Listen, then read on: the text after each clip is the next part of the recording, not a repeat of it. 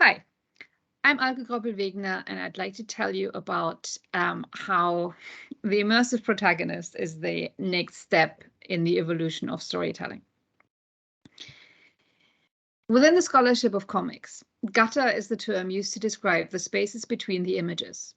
These spaces are important because this is where a lot of the storytelling happens, albeit stories each reader tells themselves. Not unlike the montage cut in a film, the gutter allows us to skip over time and space, get rid of the mundane, and instead focus on what the creator deemed important. If you want to create a prolonged, immersive storytelling experience, this is crucial to be aware of because skipping over time and space can result in breaking the immersion of your participants. This is why I believe theme parks are an important example when it comes to immersive experiences. If they are done well, they physically extend the concept of the gutter. This could be considered as building on the notion of the special world Joseph Campbell discusses as part of the hero's journey. Theme park lands are literally designed and built to be very distinct from the everyday world and each other. However, it explodes the notion of the heroes themselves. You as guests can step into the role of protagonist.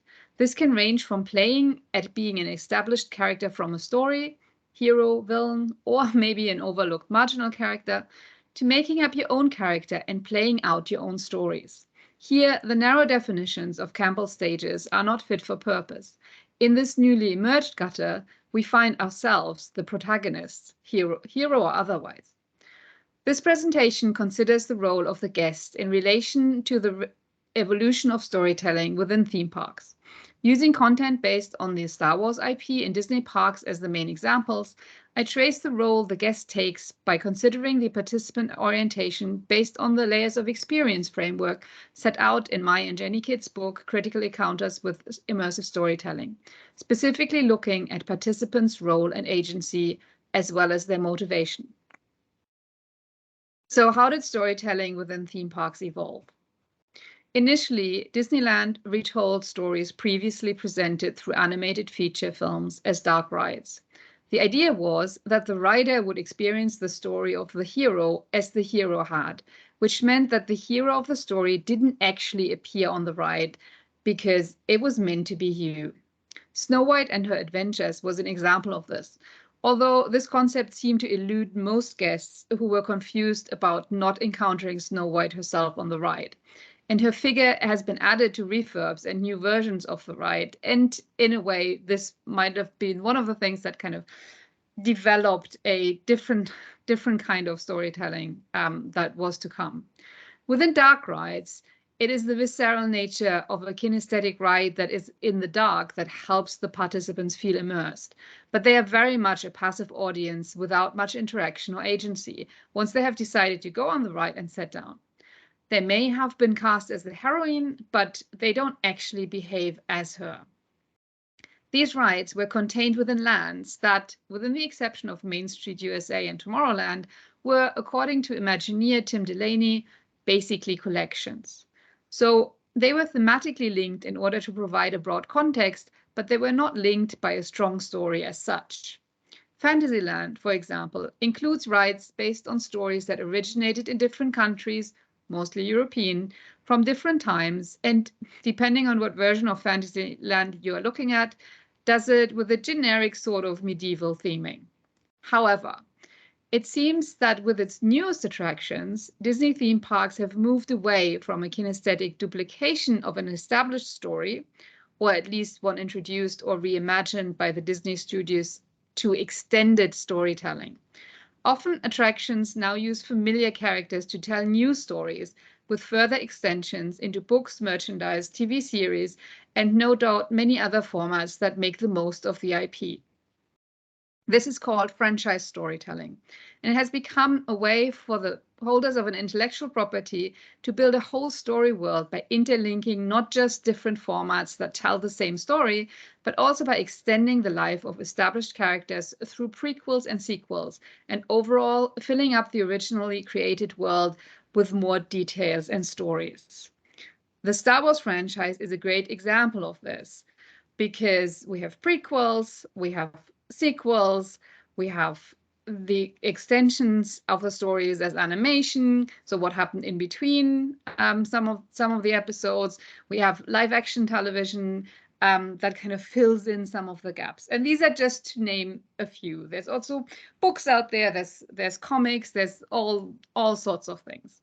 And we can also find Star Wars in the Disney theme parks. Star Tours, the first Disney park attraction based on the Star Wars IP in 1987, introduced simulation technology and a first-person perspective film to tell a story set after the events of the original trilogy, basically a dark ride immersing guests in the Star Wars story world. So in that case, it wasn't that different from Snow White, but here it was a story that hadn't been told before. In 2011, it was updated as Star Tours The Adventure Continues. Now, ironically, for a follow-up attraction, this is set before the original Star Tours storyline because it's now promoting the prequels that had started coming out in 1999. But that wasn't the only thing that had changed. The updated technology meant that now the story isn't fixed anymore, like on the traditional dark rides, but rather the story becomes a randomized sequence of options. Each tour includes 4 out of 21 segments, an opening, an original destination planet, a hologram message, and an ending destination. As there are a number of options for each, and they are combined at random, although the characters linked to original prequel and sequel films, that the sequel films were also added once they came out, are not allowed to mix. So you're not going to be within the story. You're not going to be kind of crossing over times. But the guest never knows what story they are about to experience. And with 700 different permutations, will probably never repeat exactly the same adventure, even if they ride over and over again. The overall story is the same. A rebel spy must be ferried to safety. But what makes this interesting is that one member of the audience is sort of cast as the rebel spy. And so their picture is shown on the ride and it's referenced in the spiel. While this is still a dark ride without direct interaction or agency from the rider, this singling out of one makes it a more direct inclusion of the audience into the storyline. And we are helping along characters that have been established in the official story. And through the randomized nature of the ride content, the motivation of getting people to ride repeatedly to check out as many variations as possible has been raised. This is a great example of what Parody called a coordinated act of transmedia storytelling, which is further extended by fan-based activities such as writing and sharing fan fiction or cosplay. Through such activities, fans can immerse themselves in their chosen story world, and theme parks can provide a tangible environment of this special world as introduced through the official media, which is why they're really exciting in storytelling terms. Now, there's a new trend in theme parks, and that's to build lands that are based not on a collection of stories, but on whole story worlds, effectively creating spaces where guests can truly immerse themselves. Because even if they are not on a ride or in the queue for the ride, they are in a physical 3-dimensional environment that is not just loosely themed, but contains part of the story. Here they can build or act out their own stories within that story world.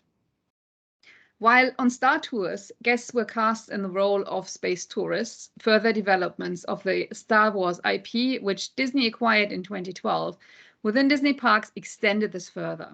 Star Wars Galaxy's Edge is a themed land within the park. Interestingly, it's not linked to Tomorrowland, the land that Star Tours is located in, but is conceived as a standalone land that is an independent story world. It is portraying Batuu, a planet within the Star Wars universe, but not one that has so far featured in any of the movies. So since opening of the land, theme park guests have been able to play out their role of space tourists. What is also interesting is that this is in-world, meaning that Star Wars is not mentioned in the designs and won't be found within the land on merchandise, apart from the merchandise guests are bringing in themselves, on their t-shirts, for example. There's even a travel guide available, which again is in-world, although it is in English, so Terran. There are two dark rides located here, Smuggler's Run and Rise of the Resistance, who are both pushing storytelling in different ways. Rise of the Resistance does it with its sheer scale, but in other ways is a traditional dark ride with no real opportunities for interaction from the riders. Smuggler's Run, on the other hand, is much more active. It gives riders the ability to operate in different roles at the cockpit of the Millennium Falcon, become an active member of the crew. How well you fly changes some of the details of the experience, and it is also notable for changing the inside of the ship on the way out. The more damage occurred to the ship on the flight, the more damage can be seen in the interior of the ship when disembarking from the ride. But the land is not just a way of collecting similar stories as previous lands were. It intricately tells one cohesive story, including in the environmental design with its own language and script, merchandise locations, mostly themed around a bazaar, including an animal trader who sells plush toys, and a workshop where you can build your own lightsaber. And of course, food stalls, restaurants, where among other things you can sample blue and green milk, a detail that was introduced in the films. You can transform your smartphone into a data pad that can help you translate the language and communicate with droids, so guests can pretty actively play out their own Star Wars stories. In a way, Batuu is the manifestation of a storytelling gutter. Here, guests can have an active role and agency. They can interact with the environment and cast members to a level that fits their own motivation. They can make their own stories within the story world. And while that's pretty cool, there's actually now a new, another new kind of leap in storytelling within theme parks. The whole notion of the theme park adjacent resort could be seen as another way of looking at the gutter, to allow guests to immerse themselves in the experience while taking care of the mundane, such as eating, sleeping, and occasionally lounging at the pool. Again, this is something Disney does particularly well, with the 3 original main resorts at Walt Disney World being extensions of some of the lands found at the Magic Kingdom Park. The Contemporary, for example, was conceived as an extension of Tomorrowland. For these deluxe resorts and the many others that now exist on property, this is mainly storytelling through themed decoration and maybe within shop and restaurant options. However, now Disney have pushed the storytelling into the resort, or maybe the resort into the park. And again, they're using Star Wars to do so. Where Batuu, the Star Wars themed land, allows some open play through the environment, Star Wars Galactic Star Cruiser extends the idea of a contained ride. Instead of a short experience seated in a moving vehicle, the guest is contained in a much larger structure, a resort hotel that is masquerading as the Halcyon, a starship cruiser that guests board for a 2-day, 2-night cruise experience within the Star Wars universe. And this is not just a place where you sleep and eat with themed decor. Here, there are storylines the guests can interact with. In the tradition of live-action role-playing, guests are actively encouraged to take part and take sides as storylines unfold for the individual through in-person and digital interactions based on their engagement and choices. Not only can you meet characters from the Star Wars universe, new ones and ones you might be familiar with, you become one yourself. You're encouraged to dress up, something that you're not actually allowed to do within the parks. You can choose whether you sympathize with the Resistance, the First Order, or whether you are a scoundrel smuggler only out for your own best interests. And on your included day trip to Batuu, whole new options and missions open up for you based on the choices you made on the ship. In this storytelling framework, the guest truly has the chance to become part of a larger story within the story world. They have agency and can build a role for themselves. While they might not be the hero of the larger overarching storyline, they definitely can be the protagonists in their own story, which branches away based on their own preferences. The complexity of this agency means that while certain stages of Campbell's hero's journey are still in place, for example, there will be numerous calls to adventure, as a template for the whole story, it has been ungrown by the immersive protagonist. Thank you.